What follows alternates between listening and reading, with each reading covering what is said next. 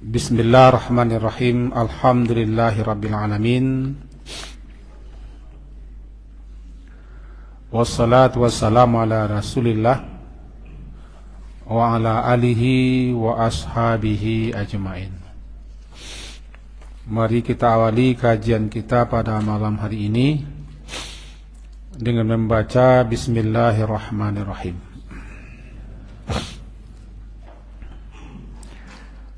Sebagai pembuka kajian kita sekaligus menjadi dalil surat Az-Zumar, surat yang ke-39 ayat 32 sampai 35. Az-Zumar surat yang ke-39 ayat yang ke-32 sampai 35. A'udzu billahi minasy syaithanir rajim. Bismillahirrahmanirrahim. Faman azlamu mimman kadzaba 'ala Allahi wa kadzaba bis-sidqi idz ja'ah. Alaysa fi jahannama mathwal lil kafirin. Walladzi jaa'a bis-sidqi wa saddaqa bihi ulaika humul muttaqun lahum ma yasha'una 'inda rabbihim dzalika jazaa'ul muhsinin liyukaffirallahu 'anhum aswa'al ladzi 'amilu wa yajziyahum ajrahum bi ahsanil ladzi kanu ya'malun. Mari kita terjemahkan dulu. Faman, maka siapakah yang azlam yang lebih zalim, mimman kadzaba 'ala Allah,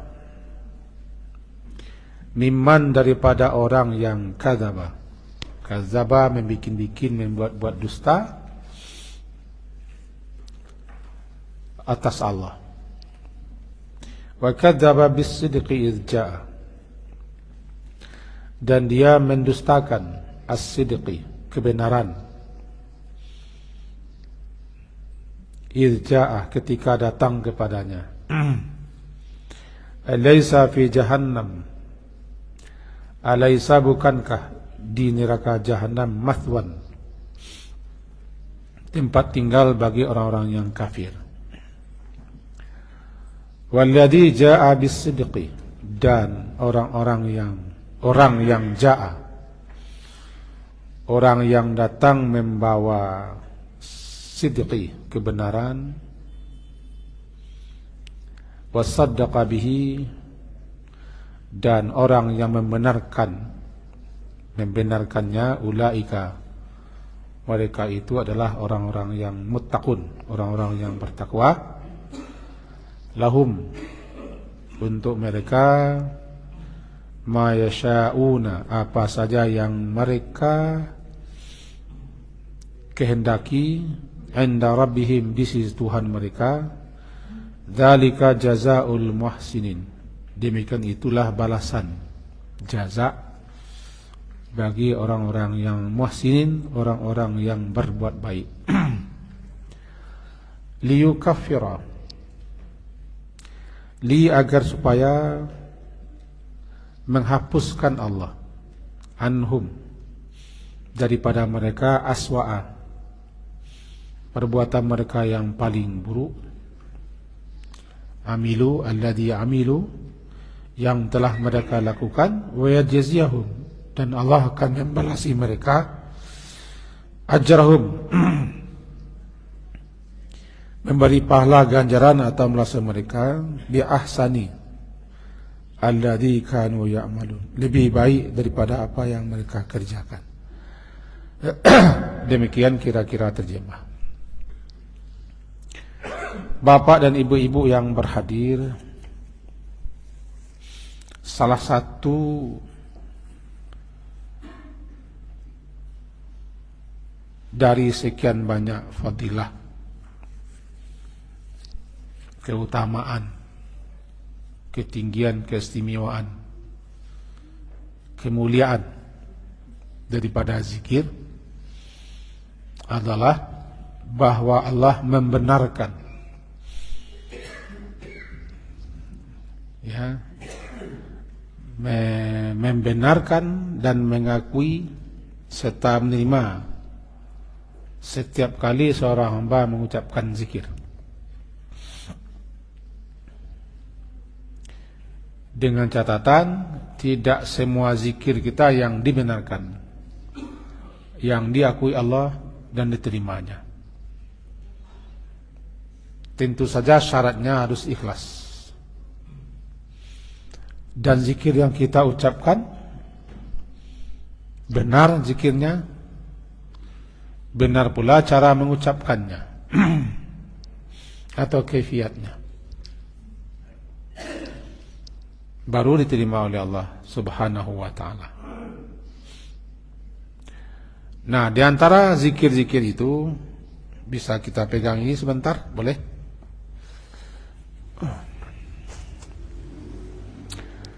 Berdasarkan hadis riwayat Ibnu Majah, tercatat sebagai hadis nomor 3784. Dibagi ke belakang dulu, bagi ke belakang. Ada, saya lebihkan terus ibu datang. Abu Hurairah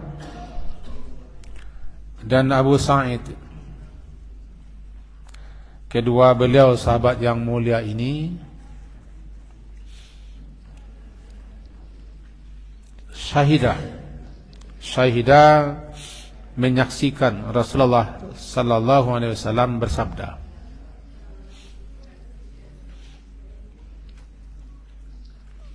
apa sabda Rasulullah? Idza qala al-'abdu, apabila qala, mengucapkan al-'abdu seorang hamba, la ilaha illallah, tiada yang berhak disembah kecuali Allah, wallahu akbar, dan Allah itu maha besar. Sabda Nabi, yaqulullahu azza wa jalla, maka Allah azza wa jalla menjawab, sadaqa abdi. Sadaqa abdi maknanya adalah benar hambaku. Maksud kata Allah benar di sini sesuai dengan syarahan hadis, Allah mengakuinya, membenarkannya, dan menerima ucapan itu. Lalu Allah mempersiapkan balasan ganjaran yang istimewa untuk si pengucapnya. Namanya sadaqa abdi. La ilaha illa ana, memang tiada yang berhak disembah illa ana, melainkan saya, kata Allah. Wa ana akbar, saya adalah maha besar, maha agung, maha luhur daripada segala yang ada dan daripada segala sesuatunya. Akbar. Wa idza qala al-'abdu, dan apabila seorang hamba, al-'abdu seorang hamba, qal mengucapkan la ilaha illallah wahdah, tiada yang berhak disembah melainkan Allah wahdah, satu-satunya atau saja. Itu mana wahdah? La ilaha illallah wahdah, itu tiada yang berhak disembah melainkan Allah saja atau satu-satunya. Qala, Allah berkata, menjawab, sadaqa abdi, benar hambaku. Allah akui, Allah benarkan, Allah terima, dan Allah redai ucapan itu. Dijawab oleh Allah, la ilaha illa ana wahdi. Memang tiada yang berhak disembah melainkan ana, aku atau saya, wahdi, satu-satunya. Selain aku tidak layak, tidak patut, tidak wajar untuk disembah.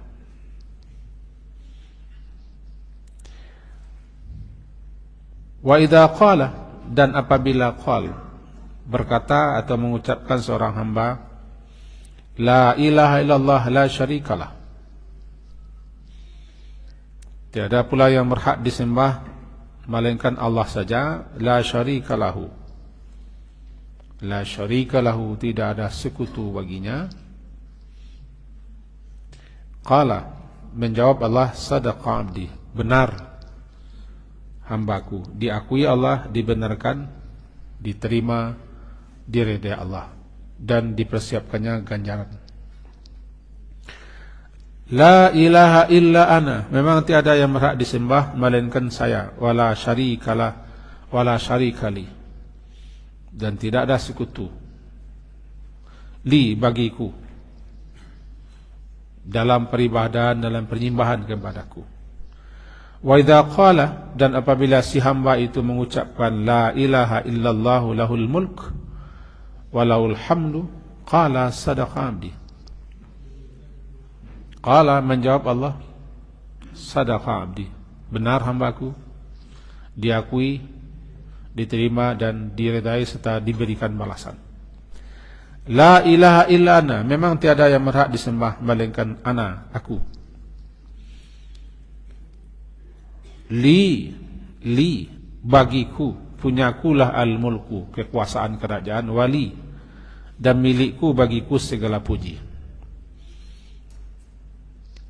Wa idza qala, dan apabila si hamba itu mengucapkan la ilaha illallah wala haula wala quwata illa billah, qal, dijawab oleh Allah lagi, sadaqa abdi, benar,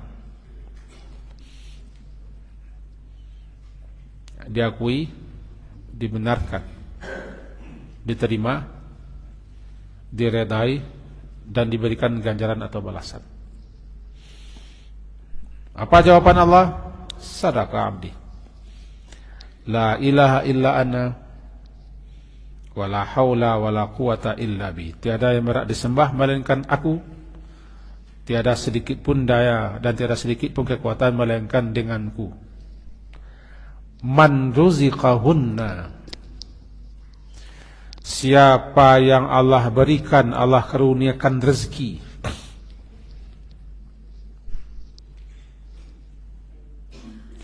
dengan ucapan-ucapan itu, dengan bacaan-bacaan itu, inda mautihi lam tamassahunna, ketika dia mati, dia meninggal, lam tamassahunna, dia tidak akan disentuh oleh neraka.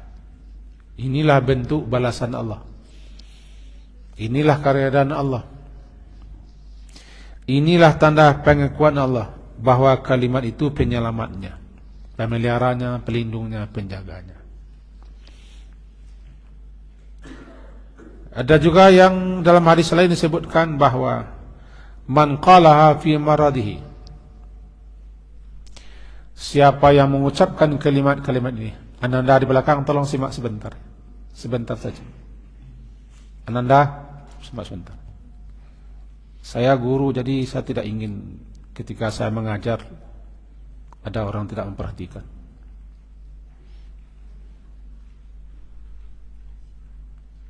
Karena juga saya guru di pondok pesantren. Kami diajari oleh guru-guru kita supaya masuk pelajaran itu, mendekam dalam hati dan jiwa. Berkah dia, simak guru ketika mendengarkan. Mudah-mudahan Anda paham di belakang.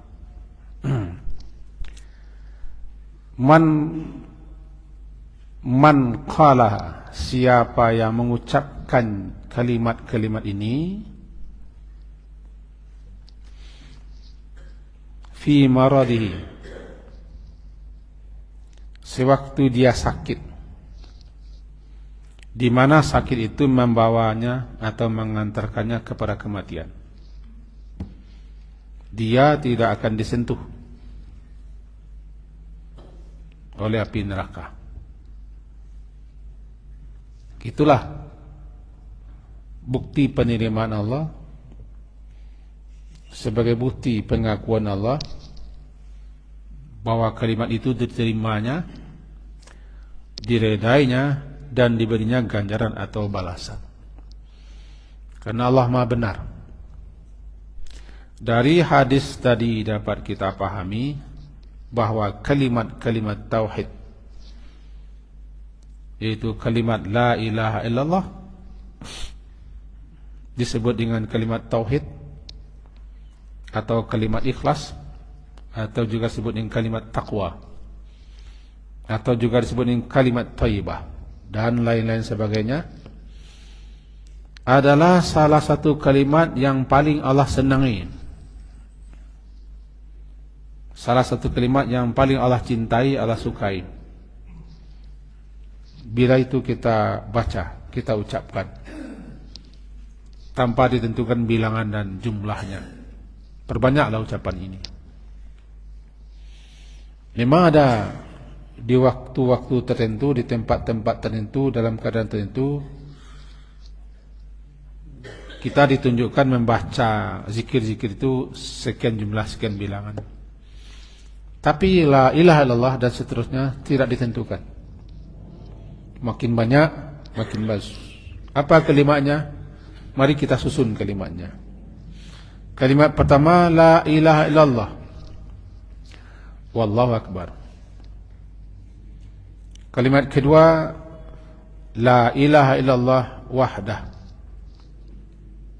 Kalimat ketiga, la ilaha illallah la syarikalah.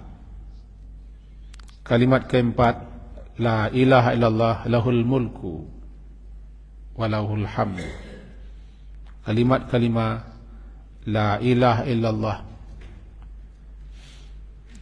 wa la hawla wa la quwata illa billah.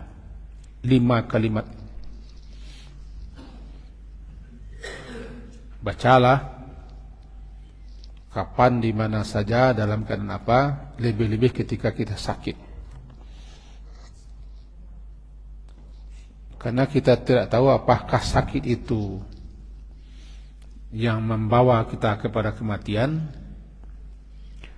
atau sakit hanya sebagai musibah saja, sebagai ujian. Maka apabila kita lazimkan membaca kalimat-kalimat tauhid ketika itu, jika sakit itu mengantarkan kita kepada kematian, itu dia, orang ini dijamin oleh yang telah menciptakan neraka, yang mempersiapkan neraka, bahwa dia tidak akan disentuh. Lam tamassahu, lam tamassa, tidak tamassa, akan menyentuhnya, atau akan membakarnya. Di sini terjemahkan mencium bau neraka. Maka penuhilah syarat dalam mengucapkannya. Syaratnya paling tidak 2 tadi, yaitu ikhlas dan benar cara mengucapkannya atau kaifiatnya. Di sini juga disebutkan Allah membenarkan sedekah, sedekah abdi, atau juga dalam riwayat lain katakan sadaqta, benar engkau. Sadaqta, benar engkau. Ketika kita memuji Allah, sadaqta, engkau benar. Kedua-duanya sama-sama mengakui, membenarkan, sekaligus menerima dan meredai dan memberikan balasan. Bahkan orang yang mati dalam keadaan mengucapkan la ilaha illallah itu, berarti dia telah Allah karuniakan namanya tasbit. Tasbit. Apa tasbit? Kemantapan. Kemantapan, keteguhan, kemampuan untuk mengucapkan kalimat itu ketika akan mati. Dan juga Allah beri dia kemantapkan keteguhan untuk menjawab pertanyaan malaikat ketika dikubur. Sebab dikubur ditanya lagi kalimat itu. Marrabuka. Siapa Tuhan yang engkau sembah? Kan begitu. Nanti ujung-ujungnya Allah benarkan. Sadaqa abdi. An qad sadaqa abdi. Hambaku itu benar. Maka bentangkanlah baginya hamparan menuju surga. Bukakan untuknya pintu-pintu surga. Pakaikan dia di pakaian surga, maka aroma harum surga akan sampai kepadanya. Dan diluaskan kuburnya seluas mata memandang.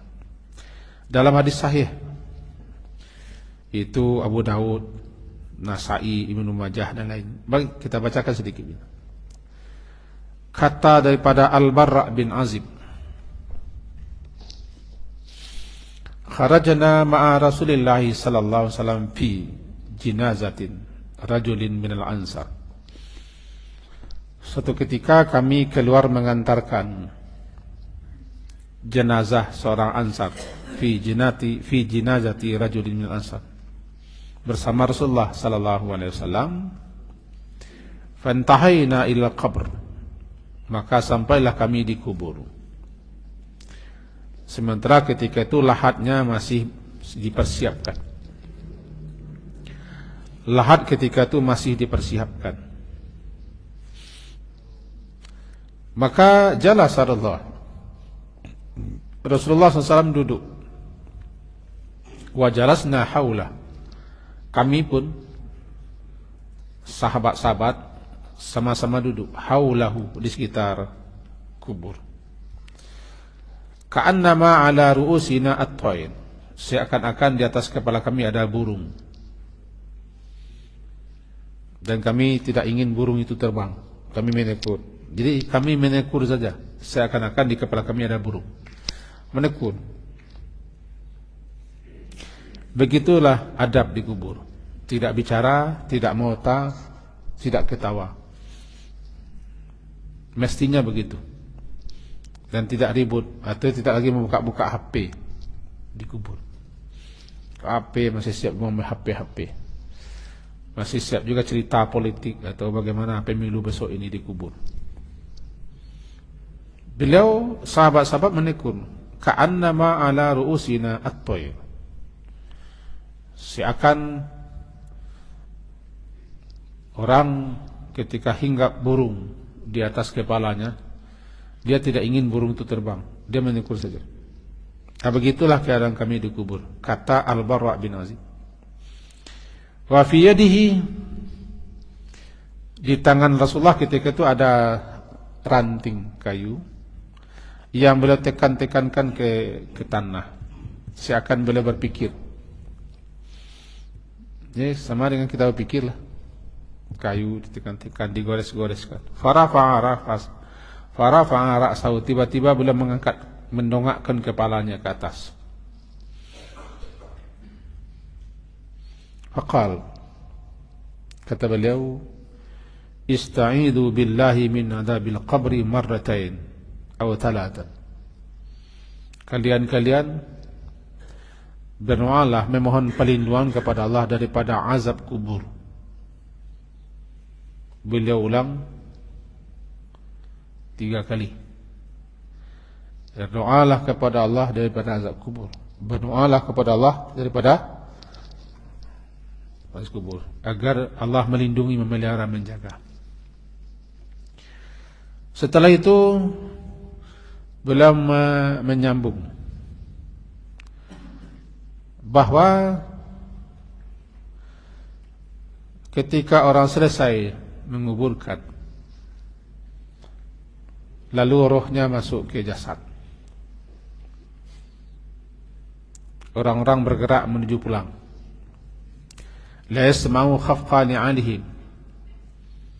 Mayat yang dikubur itu, karena rohnya sudah masuk ke dalam, dia mendengarkan bunyi sandal orang berangkat menuju pulang.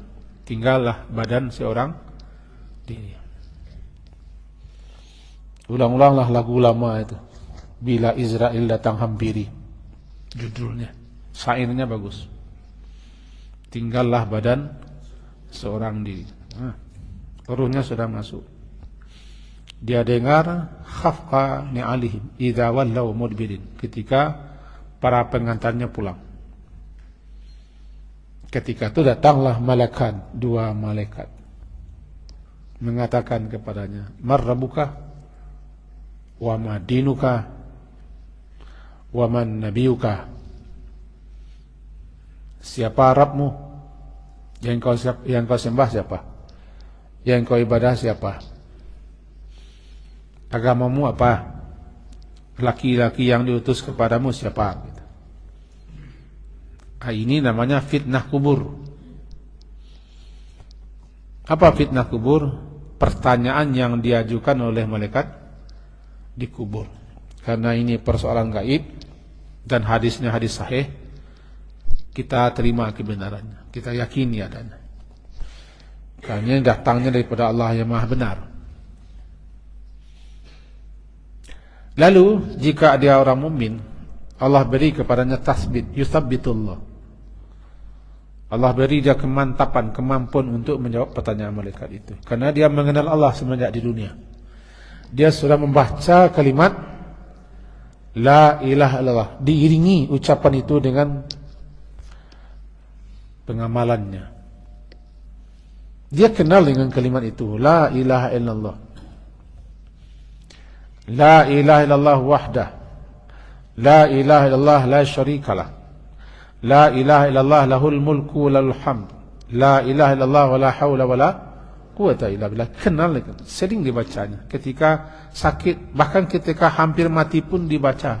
Sehingga ketika ditanyakan oleh malaikat kalimat itu dia kenal. Dijawabnya, dia kenal dengan kalimat itu. Maka dia berkata, Rabbi Allah, Tuhan yang aku sembah, yang aku ibadahi, yang kepadanya aku mengabdi adalah Allah. Kenapa? Dia baru saja mengucapkannya ketika akan mati. Saya ingatkan, ketika datang malaikat akan mati, dicabut roh. Orang ini ketika itu membaca La ilaha illallah. Berarti dia barusan membaca, dibawa ke atas. Dalam satu hari itu juga dia sudah masuk kubur.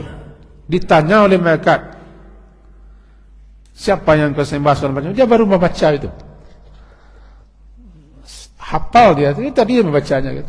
Sekarang tanya oleh malaikat, dia langsung jawab, Rabbi Allah, Tuhanku, yakni yang menciptakanku, yang menjaga memeliharaku, yang aku sembah, yang aku ibadahi, yang kepadanya aku mengadu, meminta, memohon dan seterusnya adalah Allah.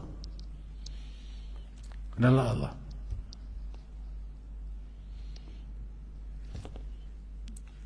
Agamaku Islam lah, tanya.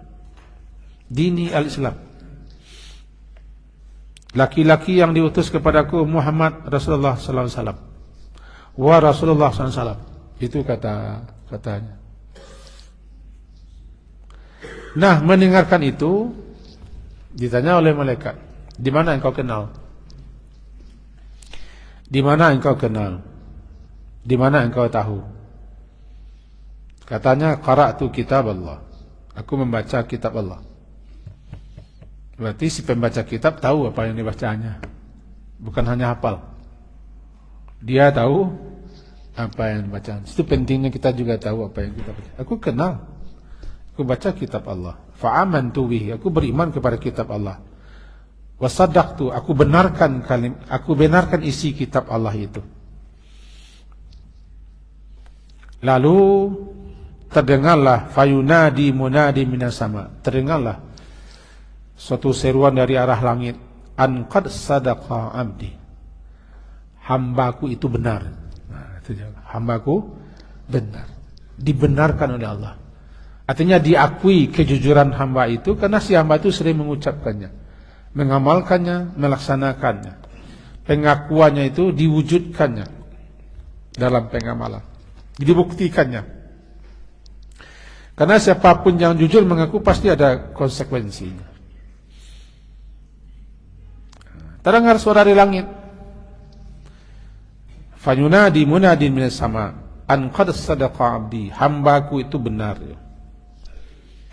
Untuk itu hai malaikat, afrishuhu minal jannah, bentangkan hamparan menuju surga dari arah kuburnya.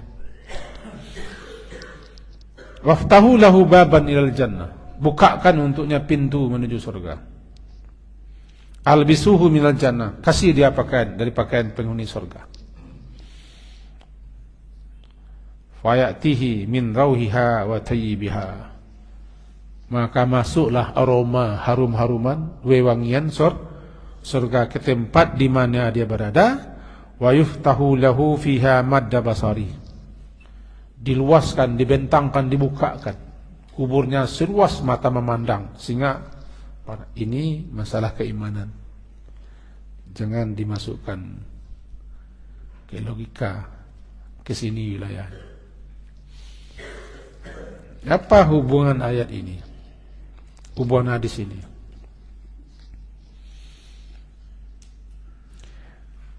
Orang kalau sudah terbiasa mengucapkan la ilaha illallah,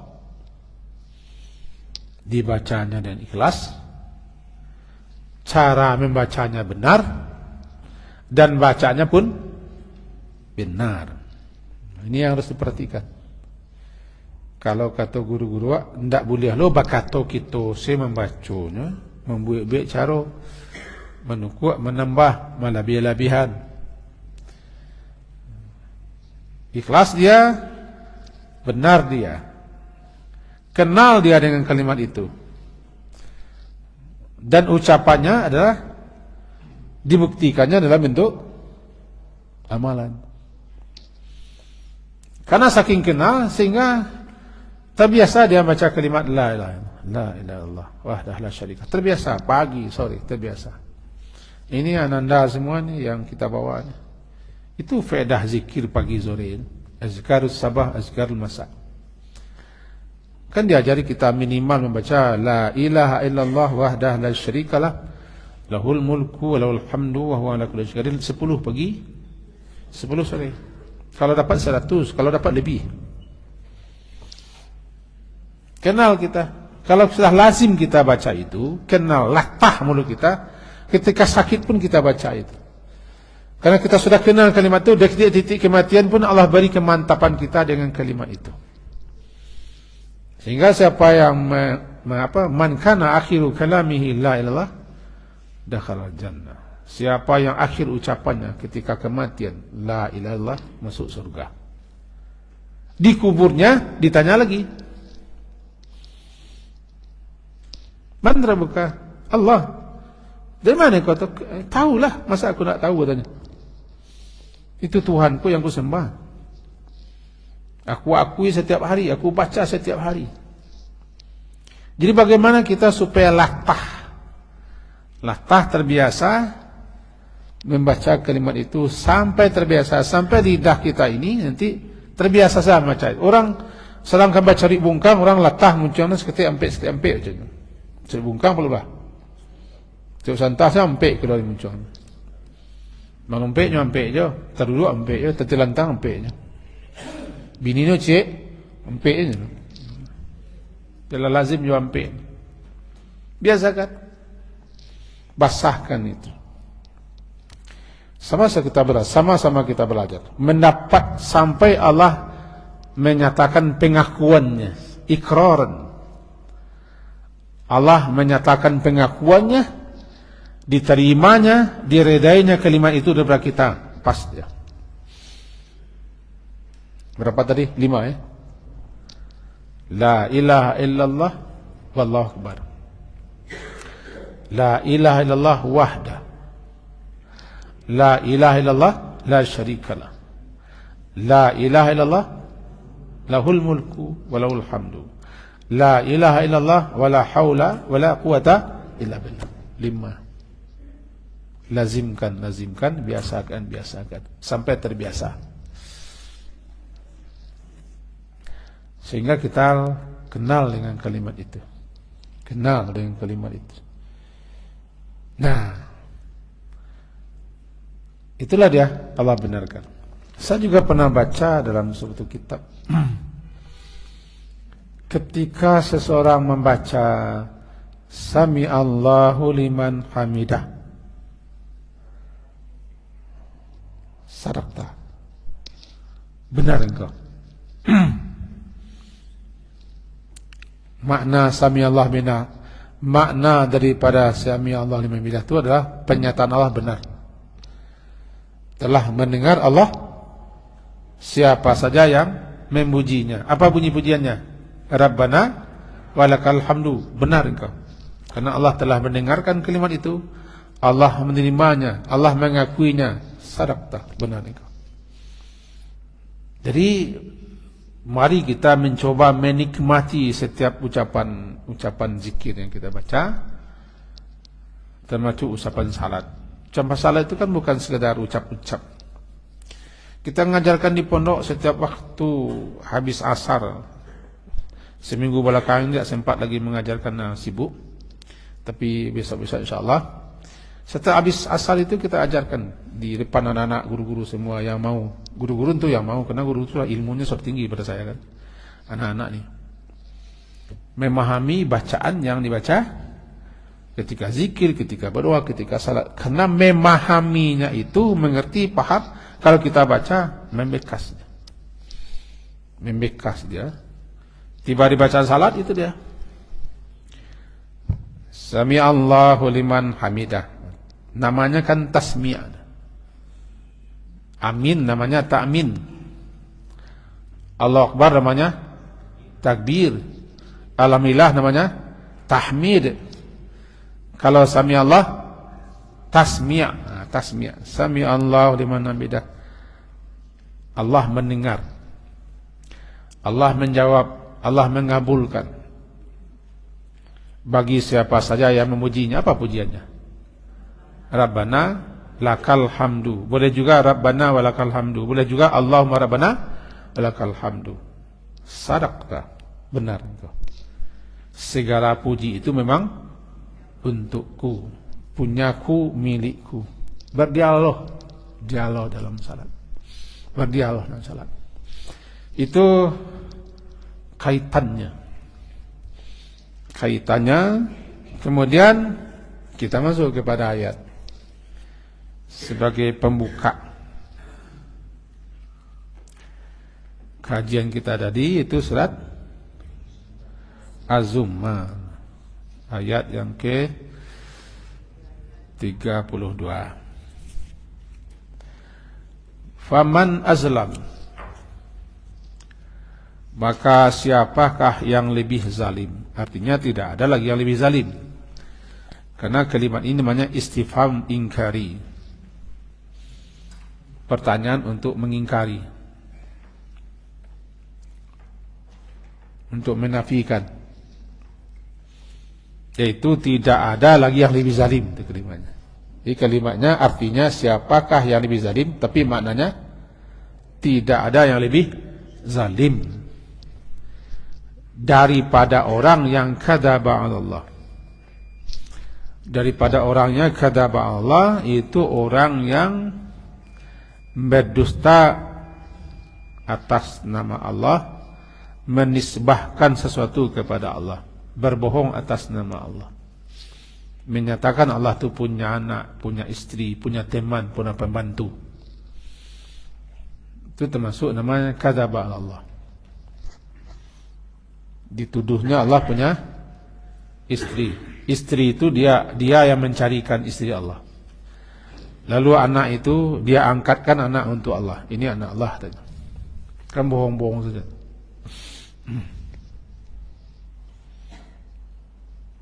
Termasuk kata dusta atas Allah itu, dia tidak tahu, tidak mengerti, lalu cepat dinisbahkannya kepada Allah. Itu Tandanya Allah nak setuju katanya. Kapan Allah nak setuju? Itulah balasan daripada Allah. Kapan Allah mengatakan itu balasannya?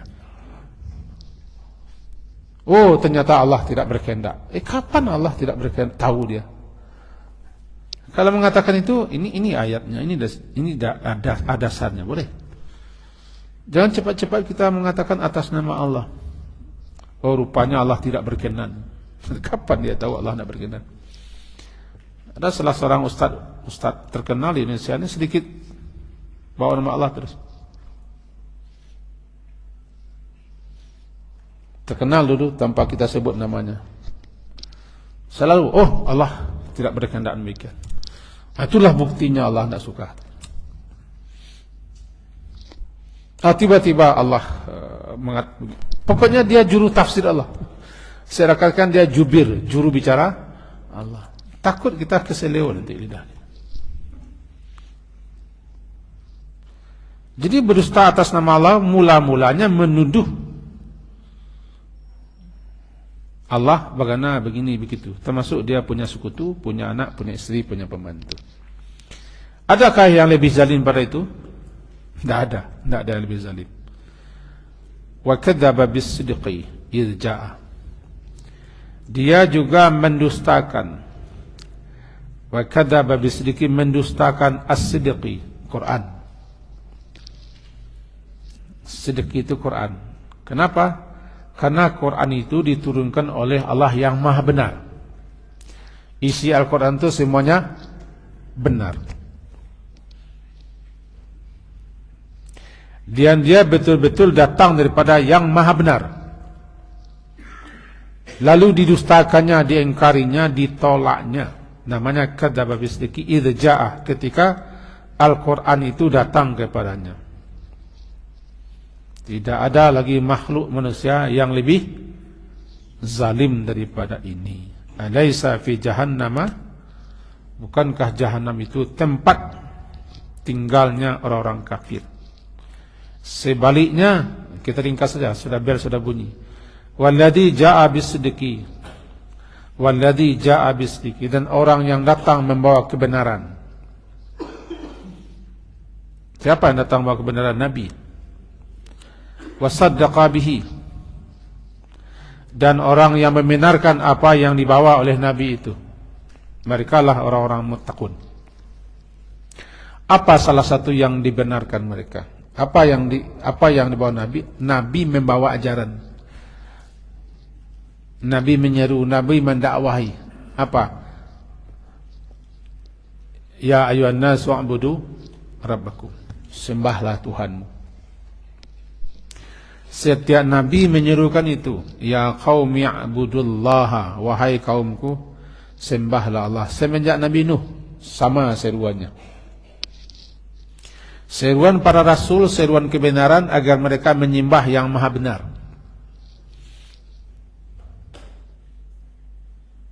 Sembahlah Tuhanmu. Dibenarkan. Orang yang membenarkan ini, ulaika dibenarkannya dalam bentuk ucapan, dibacanya la ilaha illallah. Sebagai konsekuensi daripada ucapannya itu, dia menyembah Allah, beribadah kepada Allah, taat kepada Allah, patuh kepada Allah, meminta, memohon, mengadu, bersandar kepada Allah.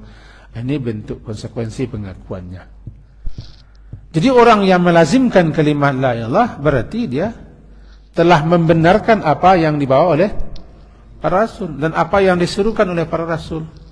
Lalu dibuktikannya pengakuannya itu dalam bentuk menyembah Allah. Kitabnya dibacanya, dipahaminya, dihayatinya, diamalkannya, dijaga, pegang hidup. Lalu disebarkannya kitab Allah itu, dan dia patuh tunduk kepada Allah itu. Untuk mereka ganjaran apa? Ganjaran, ada ganjaran di surga nanti. Apa saja mereka minta dapat, apa saja mereka inginkan diperoleh. Itulah ganjaran bagi orang yang muhsinin. Kaji kita sampai di situ. InsyaAllah nanti kita sambung lagi. Saya minta maaf kepada Ananda di belakang tadi karena saya tegur. Mudah-mudahan tidak kesal dan tidak dendam kepada saya. Amin. Saya doakan semoga Ananda mendapat berkah, dapat ilmu, sukses dalam kehidupan dunia dan akhirat. Amin. Diakhiri, subhanakallahumma bihamdika asyhadu an la ilaha illa anta astaghfiruka wa atubu ilaik. Wa sallallahu ala Muhammadin wa ala alihi wa ashabihi ajma'in. Alhamdulillah. Assalamualaikum warahmatullahi wabarakatuh.